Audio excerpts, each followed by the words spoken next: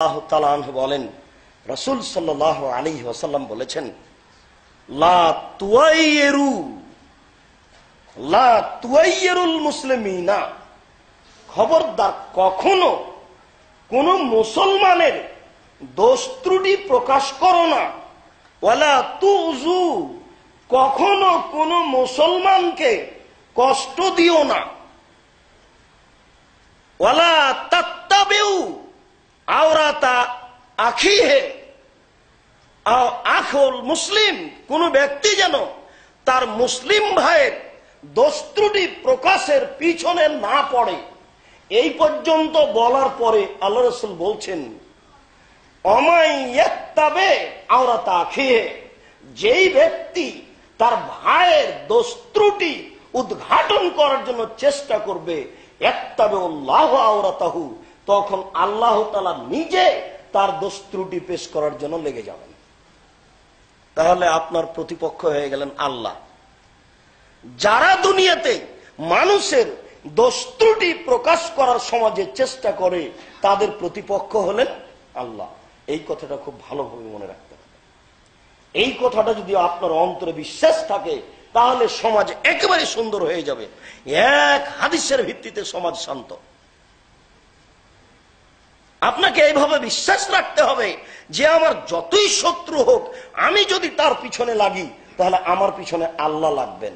এই বাক্যের পর আল্লাহ রাসূল বলছেন, অমাই ইয়াত্তাবিউল্লাহ ইয়াফসাহু ওয়ালাউ ফি যাওফি রাহলিহি, যার পিছনে আল্লাহ লেগে যাবেন, আল্লাহ তাকে অপমান করেই ছাড়বেন, সে যদি তার ঘোড়ার, তার উটের পেটের ভিতরে লুকিয়ে থাকে তবুও। শেষের বাক্যের অর্থ কি?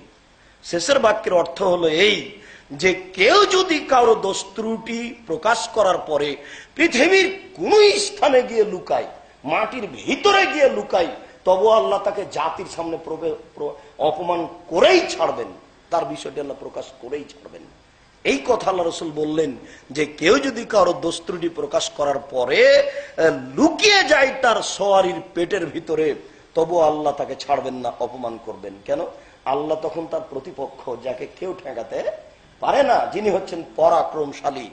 সম্মানিত মসজিদের মুসল্লি, আপনাকে দোষ ত্রুটি ঢেকে রাখার বিষয়টি খুব জোরালোভাবে পেশ করছিলাম। জিন্দেগিতে আর কখনো কোনোদিনই কোন মানুষের দোষ ত্রুটি সমাজে পেশ করার চেষ্টা করব না। আল্লাহ তুমি আমাদেরকে হেফাজত করো, আল্লাহুম্মা আমিন।